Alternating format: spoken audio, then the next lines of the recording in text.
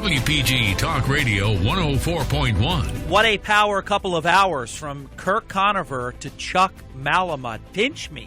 I'm getting paid for this.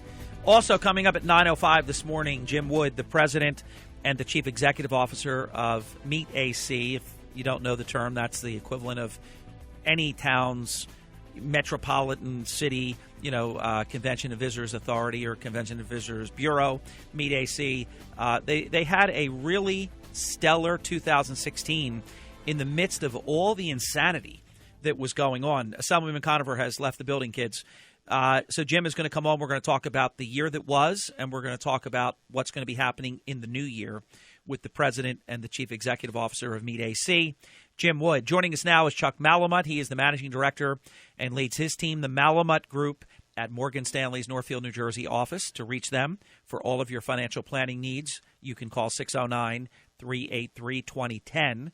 The following program is presented by Chuck, a financial advisor at Morgan Stanley. The information, views, and opinions expressed on this broadcast are those of Chuck.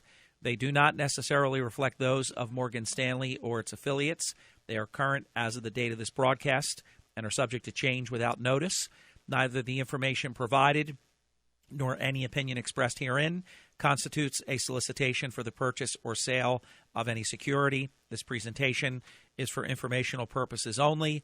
Morgan Stanley, Smith Barney, member, SIPC.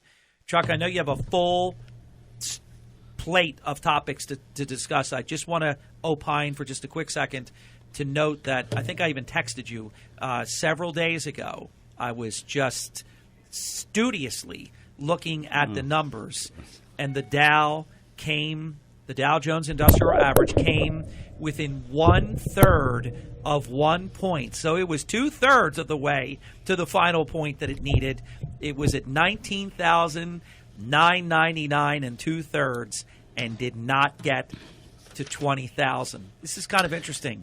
How are you, Chuck? Good morning, Harry. Actually, we were in the office. It was around noontime, I believe, and for just a matter of minutes, we were glued to the television and the tape. It was ridiculous. As we're looking and we got within 1/3 of 1 point. Yeah. But look, it is a milestone. There's no doubt about it, and it's a big number. I know that we always, I always kind of, you get terribly excited, and you don't get excited at all. Well, so it's a good. That's why we're the yin and yang of your show. No, but I think, as I know, Kirk, as he was leaving, I think he said to me, and if he said it, he means it. Well, no, he said, no, that's a song. I feel like I got this weight lifted off my shoulders, and it is true, because when you look at, and I saw a couple stats earlier this morning. One was about small business. And small business owners, their optimism it's at the highest level it's been in the last 12 years. They're concerned about tax rates. They're concerned, obviously, about the people that they can and cannot hire that are available to work for them. And they were, and the number two, that was number 1 and 3. Number 2 was they were concerned about government, and they were concerned about, government continually, with rules and regulations in their pocket, just basically trying to take their money. And I know tonight, Harry, you will. I know you. Unfortunately, last night it was too bad you couldn't stay up last night. I know, because so exciting. I started watching the national championship game. Got a little distracted, and then watched the entire fourth quarter, most of the third quarter. If I remember correctly, there were at least 3 lead changes in the last 2 minutes. Clemson scored 21 points in the fourth quarter. Alabama had given up a total of 42 points in the fourth quarter over their entire season until last night. So unusual for Alabama to get beat. They got beat 21-7 in the fourth quarter, and with 1 second left. What an exciting national championship. Yeah, so I know as we kind of roll into today, as we get into this evening, I know that your eyes will be glued. I'm not sure with the start time, but there'll be a speech coming out of Chicago. Yeah, it'll keep me awake. I just will watch it with great anticipation. Not. So, Chuck, market update. How are we doing? Harry, would you like to just brag for just no? Because Harry, I'm not about going to. No, I'm not going to. No, because what we're going to do is this is a semi-marathon. It's not a sprint. I will tell you that. Would you rather be 6-2 or 1-7? I was looking at the standings, and I saw your name towards the top. No, I think at the top. I think you might have been tied with someone else. Yes. Okay. It might have been another family member of mine. All right, fine. Yes. She's beautiful. They did a random pick. Yeah. All right. So look at me competing with these auto pickers. And unfortunately, I just happened to. I should have taken my picks and go on the opposite. It happens sometimes, but that's okay. It's all in good fun. I know. It's for entertainment purposes Chuck, only. There is a lot more to go. I was teasing more than anything. I even said to my twin brother, Don, I said, you don't brag after 8 games. There is a lot more to go. But this is interesting in as much that there's not as many decisions. So you have eight decisions this week. You have 4 decisions next week, and then you ultimately have 2 decisions. Yeah. So if you get a big lead, which you are at the top, and congratulations on I'll put a temporary basis because I'm sure somebody's going to take a run at you. But isn't it impressive to be the overall champion and to be leading now Harry, still? Harry, I just killed any chance I had to win it. Should we get Mike Rubel to take this door jam and extend it? Yes. So make it like twice or 3 times I deserve it, so I can fit out. But it's never happened that I'm aware of that somebody has won the regular season championship. I would keep those thoughts to myself. But unfortunately, now you've broadcasted to your vast here's the thing. range of listeners. Here's the challenge. I picked every game correctly.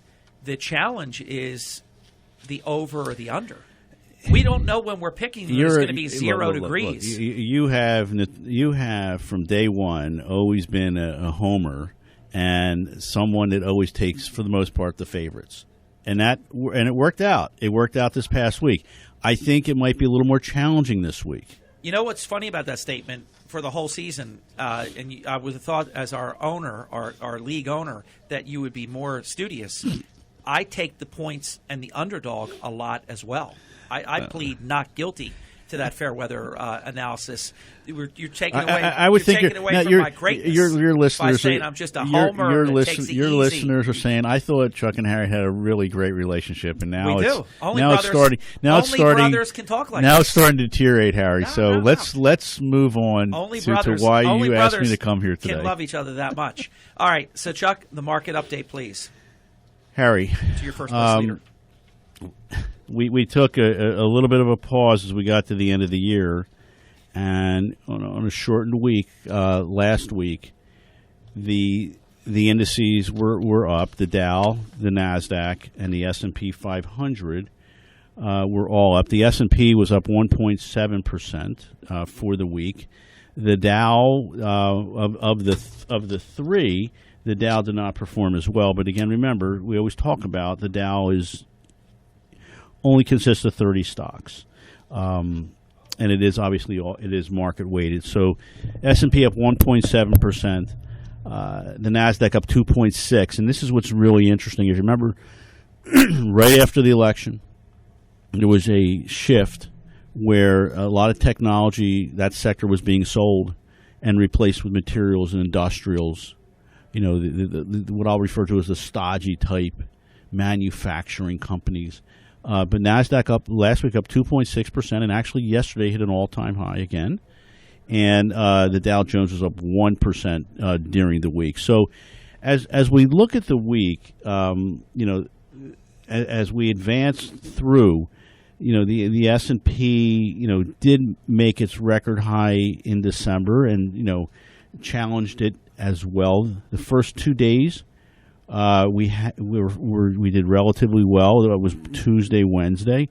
We had a pullback on Thursday, and a lot of that. And we think about it; it's kind of a distant memory at this point in time. But the reason that we moved down was because we had some cautious guidance that was issued from 2 brick and mortar retailers. one being Macy's and two being Kohl's. They had registered losses of Kohl's was down actually 19% at one point in time during the week, Harry, and Macy's was down almost 14%. And as that happened, other retailers struggled as well. But as that was happening, there was a shift into internet giant, company Amazon. So when that money was shifting, it didn't necessarily hurt that particular sector. But I think, Harry, there is some cause for concern with respect to the traditional bricks and mortar. I mean, the numbers certainly were not there, and I think it caught a lot of people by surprise. So, do you think that not only is it a current trend, but that more and more we're going to see bricks and mortar stores just almost, I don't want to say cease to exist. I think there will be certain, who knows, certain areas where malls will still be very attractive and maybe some upscale and even some of the more thriftier ones that can still make it. But it just seems like that they're going by the wayside quickly. Well, Harry, they are. And, Kmart's closing right here in Pleasantville. Several Macy's in South Jersey is closing, I think, 4 stores in Jersey. Right, not Hamilton Mall. Not Hamilton Mall. You take a company like a Nordstrom, which is a little more higher end, more focused to the customer than a Macy's per se, but they're also struggling at the same time. So you're continuing to see that movement away, from the bricks and mortar to more the internet online. So I think it's very important that all these companies have an internet presence.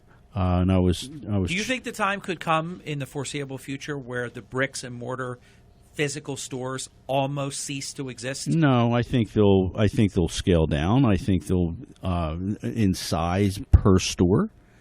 I mean, there's a lot to be said for going, feeling, touching, trying on to make certain, especially with apparel. I know, but there's that so many. it works. But there's so many ways now where it's so easy to return that people don't mind. They'll take the shot, and then it wasn't the medium, I'll get the large. It wasn't the medium, I'll get the small. And then they just, I agree with you that they won't be extinct, but they're going to be significantly curtailed. Well, look, Best Buy a couple years ago, actually, they went on and I think we might have talked about this, Harry.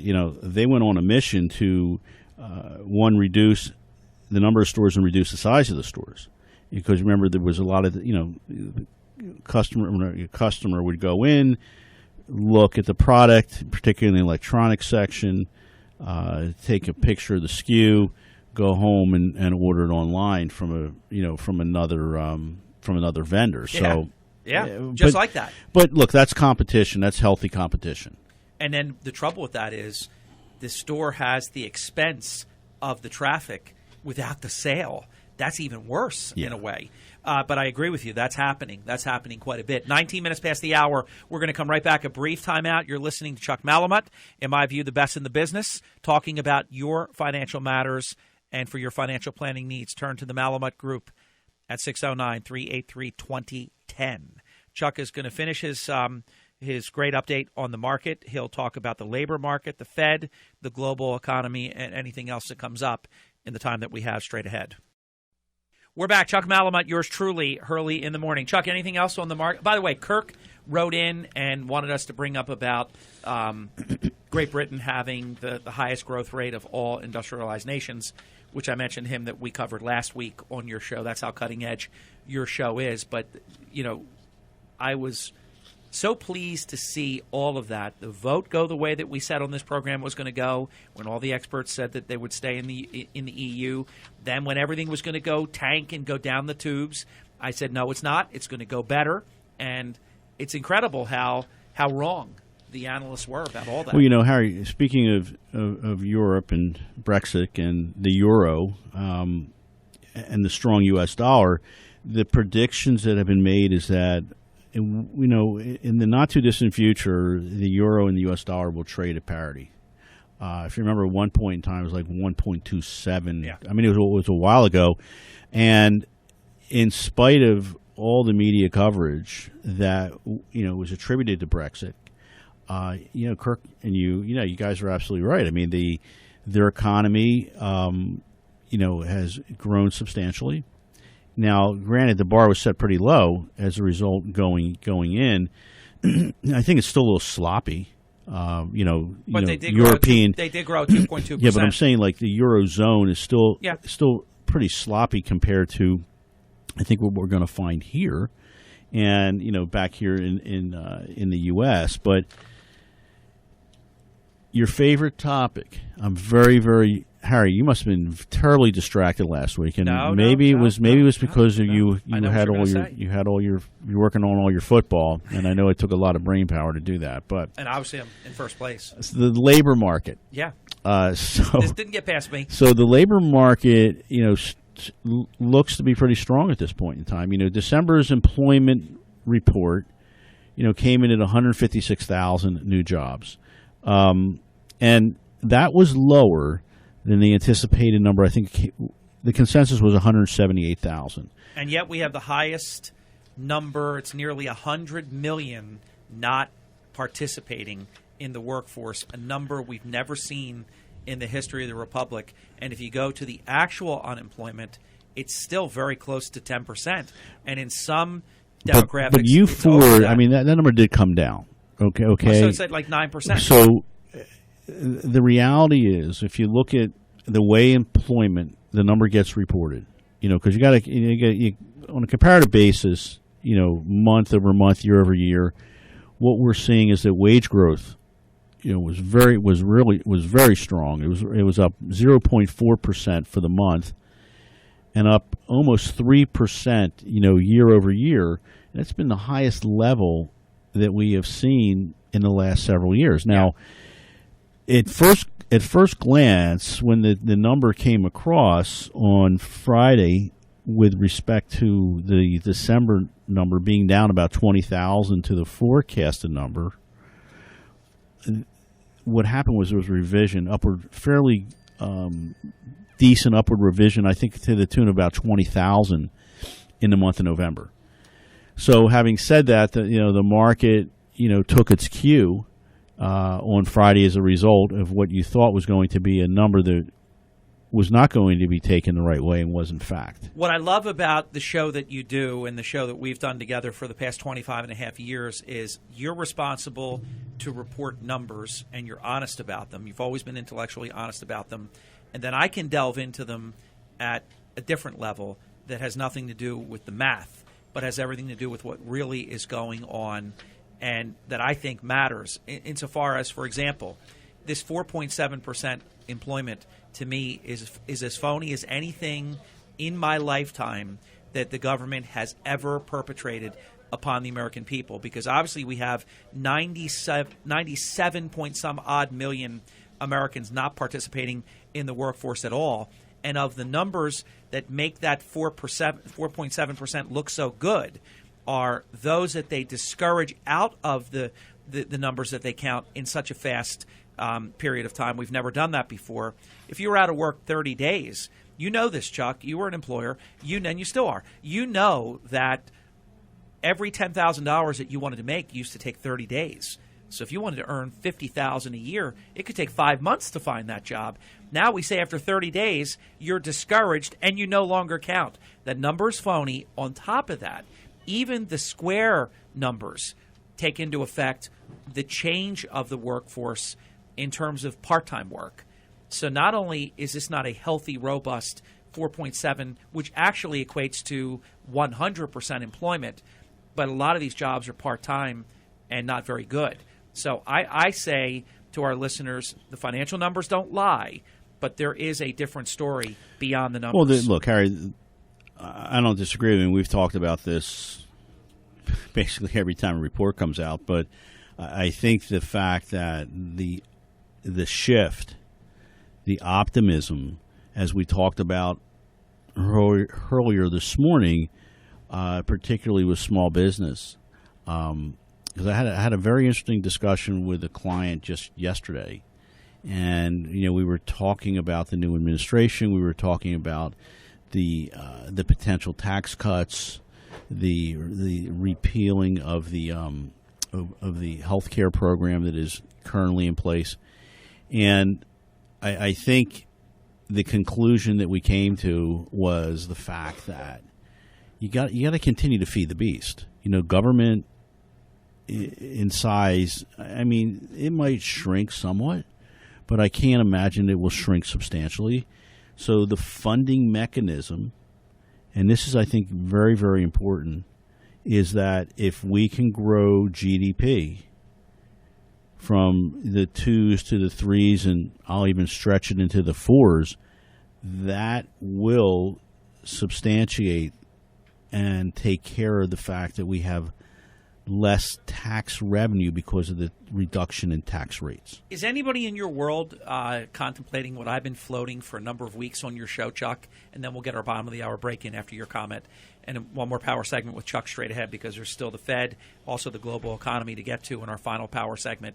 I've been saying that because of what has happened since November 8th and this optimism with the Trump administration, that actually the fourth quarter of 2016 could be the first 3% GDP. Is anybody floating that other than us? I've heard it. I've heard it from other folks as well, Harry. I mean, we're very, very close. But remember, a lot of what was happening in the markets was prior to the election, and the fact that earnings quarter over quarter, we hit that trough back in Q1 of this past year. Earnings have grown. And, that's what the market is looking for. It's very, very important. Once you get beyond, everything that has happened since the election, for the market to have some legs, you absolutely need to get earnings. But you're not, and we're not, ignoring the fact that what's taken place between November 9th and December 31st was unprecedented. Oh, Harry, I agree. We've talked about this before. It was a remarkable move. There was such pent-up demand for equities. Investors, were very, very concerned, not only, institutional and pension funds and your individual investor, your individual retail investor. That person or that segment of the market is starting to return to the market. They've been out of the game for the better part of almost 10 years. One other thing I want to slip in, if Chuck will agree to chat about it when we come back as well, in addition to the Fed and the global economy, is I've been noticing what I call mission creep sort of at the price at the pump. Because, look, we know the 23-cent tax increase, state tax increase, shocked, the sticker, because we were at like 180s, 190s, under 2, and suddenly you're at like 220 something. And now we're at 243 as of today, and some pumps even higher than that. Maybe the big box stores, Sam's and your Super Wawas, have it a little bit for a gallon of regular unleaded gasoline, a little bit lower than 243.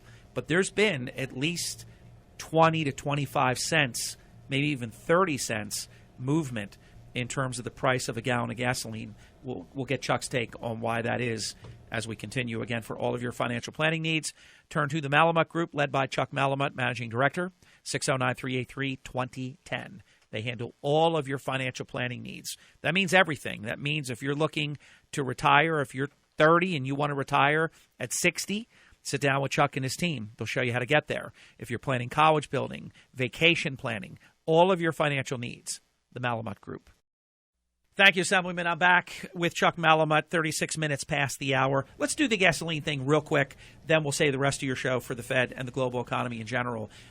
Is there something going on? Well, Harry, let's think about this for a second. If you remember a year ago, the price of oil, West Texas was at $33.97. Energy stocks were one of the top 3 sector performance in the S&P in the past year. Mm-hmm. At the end of last week, the price of West Texas was just shy of $54. Mm-hmm. That represents a 59% increase. Wow. Now, The good news is, did it go under 30 at its lowest? yeah, Right? it Wow. was in the 20s. In the 20s. So in the mid 20s, actually, I believe. So the price at the pump, and again, this is, I know that you I cite. have to say, this is the first time ever it's gone this high, and the price hasn't gone. Well, the berserk. price at the pump nationally is currently at $2.38 a gallon. A year ago, we were at $2.03. Represents a 17% increase. So the good news is that They didn't raise it 50-some%. We were, yeah. Usually, oftentimes they go hand in hand. Yeah. But they have decoupled in the last 8 months or so. Is part of this the American potential to be more energy independent? There's got to be a reason that what usually happens didn't happen this time. There's been obviously discussion about that, and I think that potentially in this upcoming administration, that is something they're going to look at, to sort of take the shackles off a little bit and be able to become a little more energy independent compared to where we are now. And now let's talk about our dear friends at the Fed. So, Harry, if you were a betting man, which you're not, but you are for entertainment purposes, Yes, quite successful too. let me throw something out here with respect to the Fed. Okay. There has been a number of discussions with respect to what the Fed potentially would be doing. Mm-hmm. They're looking at probably 2 hikes this year. The question that I have for you This is so easy. when do you think the first, they meet in February. When do you think we see the first rate increase? Okay. If it's a stick it in your eye, welcome Donald Trump, it would be at the February meeting, but it will not be.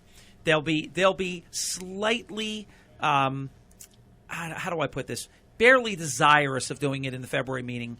I predict it would be the next meeting. And I also am almost fail-safe at predicting these things, because all you have to do, I know you don't look at this and your show never addresses it, but it is what I do, and that is look at the politics of things.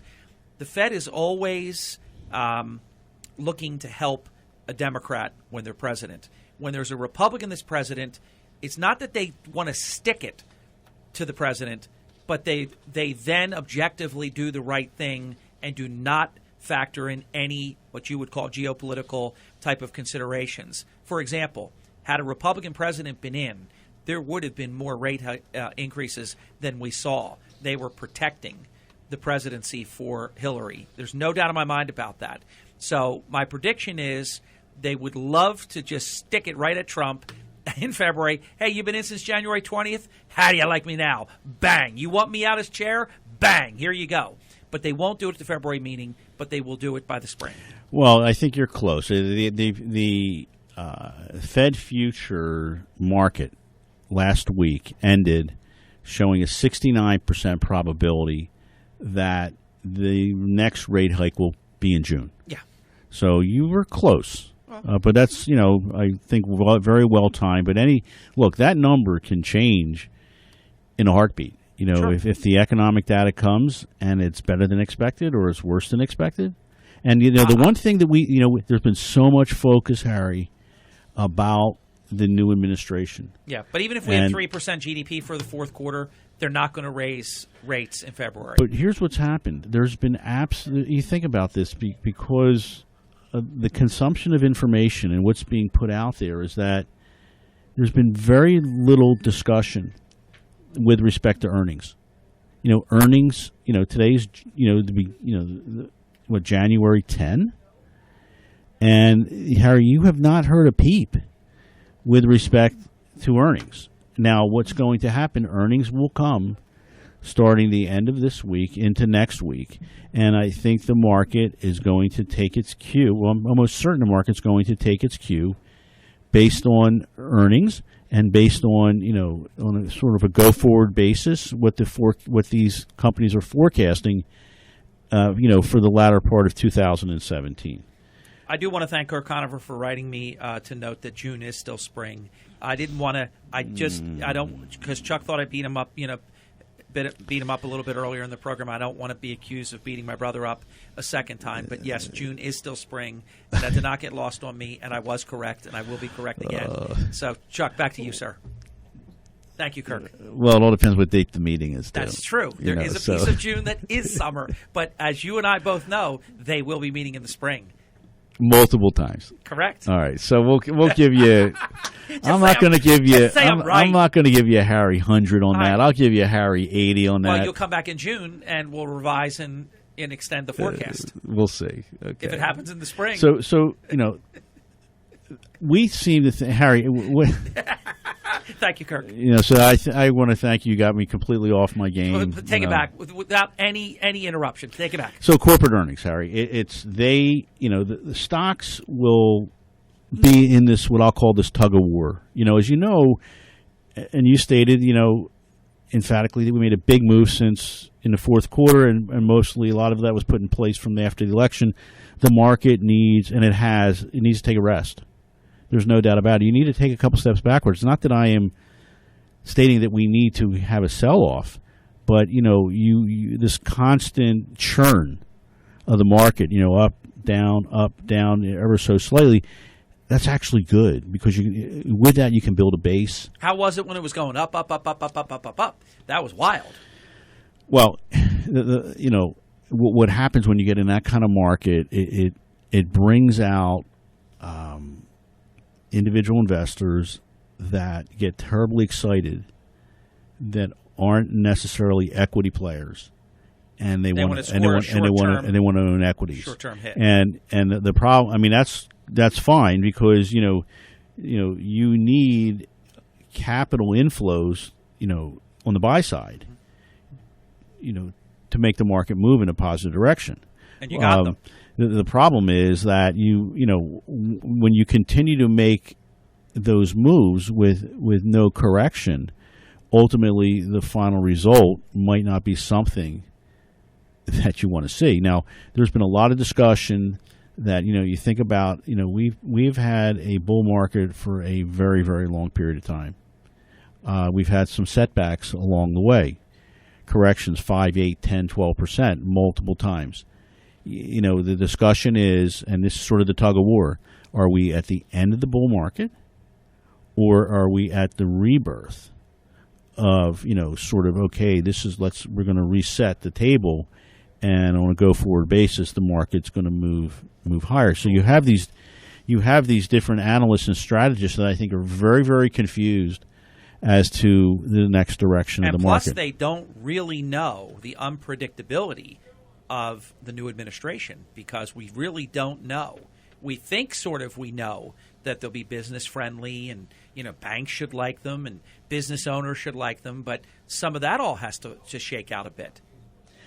Yeah, and Harry, look, you do need some consolidation. A short-term correction wouldn't necessarily be a bad thing as the market builds its base and moves higher. I think what's very important is the fact that, as you and Kirk mentioned earlier today, is we're seeing global growth now versus just here domestically. So if we can get that global growth in place, I think that a lot of the markets will be substantially in a better position, a year from now than when they are today. The shift is, a little less fixed income, a little more equities.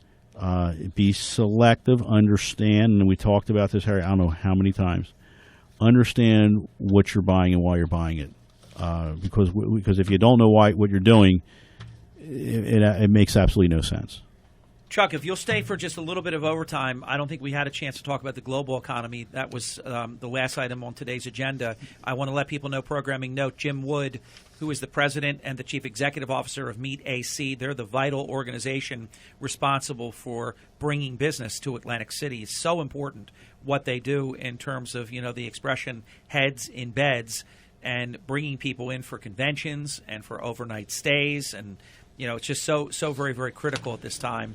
We're going to talk about 2016. Meet AC had a very good year. We're going to talk about goals in 2017.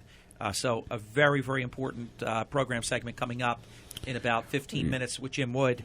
And Chuck, well, Harry, I'll reiterate what we just said, which was focused on global growth. So we think that improving economic growth here in the U.S. and also overseas, should help equities in 2017. The markets face a fair amount of risks. You talk about obviously geopolitical risk. That's something that certainly on the table. Improving growth and rising wage inflation. I mean, everyone wants to get a raise. That could translate into a Fed that's not going to be as accommodative as they have in the past. So we don't expect rapid increases, nor do we expect dramatic rate increases. But, the policy seems to be on track to normalize. Think about it. We've not had normalized rates, Harry, in years. Over a decade. And by the way, Chuck, people want a raise because many people have not had a raise in more than 8 years. Well, the problem, look, if you get a raise, it's great. It puts more money in all of our pockets, but that will be a hit to earnings. Mm-hmm. So, there's both sides to consider, but I think if we're able to, think about this, if we're able to cut tax rates, right, that's a raise for everybody. See, that's correct? Of course, that's what I wanted to bring up. If you cut taxes for individuals and you cut taxes for corporations, and you're able to repatriate that money from overseas to the U.S. That's exactly right, and that's trillions. And you give your employees a raise, you hopefully increase their productivity and also their satisfaction in their job because they feel incentivized, and maybe even could get back into the business of bonuses where people used to really work hard to get a bonus. Some people still are very fortunate to either have it in their contract or have it in their place of employ. And then if you grow the business because of all these good practices, then the increase is not going to hurt the bottom line. It's going to help the bottom line. It should, Look what Steve Wynn used to do. But here's what happens with the Fed. So it's baked in that the Fed's going to increase 2-3 times this year. So as yields increase, it could very well put pressure on the multiples, price-earnings ratios of equity prices, and could create some volatility in the equity markets and other asset classes. So it's sort of buyer beware. You want it to happen, but if it happens, here's what the potential results could be. We chatted a little bit about geopolitical risk. Obviously, we have something different that we've never had before, and the markets are somewhat concerned. So the political backdrop could create some risks as well. The pro-growth policies that the Trump administration is that they continue to chat about has investors, their optimism levels are certainly higher than where they were, but we have to be wary of the fact that the possible protectionist moves that administration could come to the table with. We have to be a little bit concerned about that. And again, these increasing geopolitical tensions, could undermine business confidence. So sort of betwixt and between, but certainly I think we are all looking forward to what's going to be happening in the next several days or the next 100 days. And I remember chatting with a friend of mine that voted for the other side. And at the end of the day, I said, well, don't you believe in capitalism? And they said, well, absolutely I do. I said, well, what's so wrong with what's going on right now?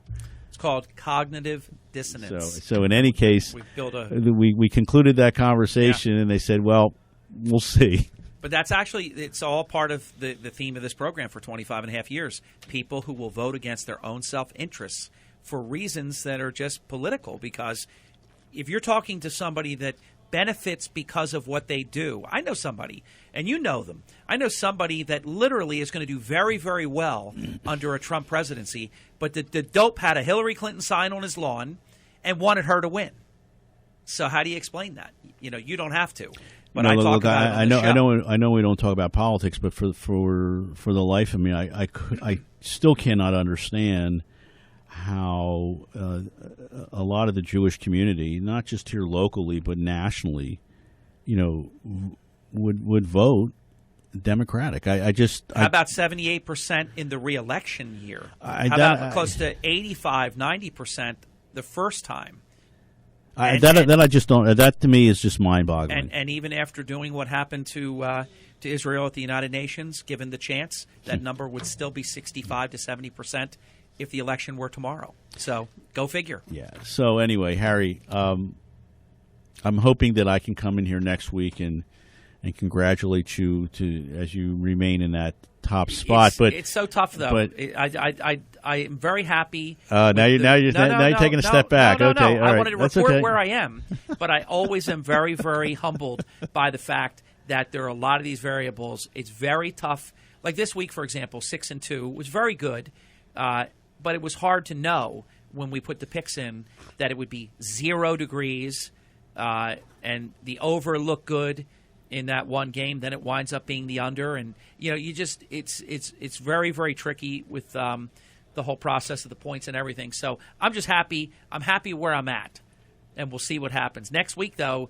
is moving week. Though that's the key week because then it's smaller numbers after that of games. Yeah, if you can, like I said before, if you can get through this week, you can pretty much almost lock down. By the way, I checked the archives, Chuck, because you can go back all 12 years. I was 15-7 last year, second place, 15-7. I'm right now 6-2. Harry, I wish maybe someday when I have the time and I really want to. You're making some time excuses for being 1-7. No, archiving, going back to the archives. Well, I just wanted to see how I did last year. It took 1 second. You only looked at yourself, though, right? No, I looked at the whole board. Okay, you were down low. That's why, Harry, this is for entertainment purposes. Yes. I spend my time on what's really important, and that's helping clients reach their goals. It's wonderful, and I do the same. It's just also I'm in first place. Okay. Chuck, Harry, I can't win, can I? You're the best. You're not going to give me a break today. You can try. You're the best. How about if I told you it's my birthday? Will that work? Happy birthday. Thank you, Chuck. But it's not. Ladies and gentlemen, you've been listening to the melodious voice of Chuck Malamut, who is the managing director. He leads his team, the Malamut Group, at Morgan Stanley's Northfield, New Jersey office. For all of your financial planning needs, turn to Chuck, 609-383-2010. He is much better at his job than he is at the Malamut Football Entertainment Pool. The following program presented by Chuck, who is a financial advisor at Morgan Stanley. The information, views, and opinions expressed on this broadcast are those of Chuck. They do not necessarily reflect those of Morgan Stanley or its affiliates. They are current as of the date of this broadcast, subject to change without notice. Neither the information provided nor any opinion expressed herein constituted a solicitation for the purchase or sale of any security. This presentation is for informational purposes only. Morgan Stanley, Smith Barney, member SIPC. And I really appreciate my brother Chuck because I have framed on the wall his beautiful letter to me of my championship of 2016, I guess, season. And then he was sizing up room next to it for the next one, which is a few weeks away. 55 minutes past the hour. We'll be back in just a few minutes. Don't go away.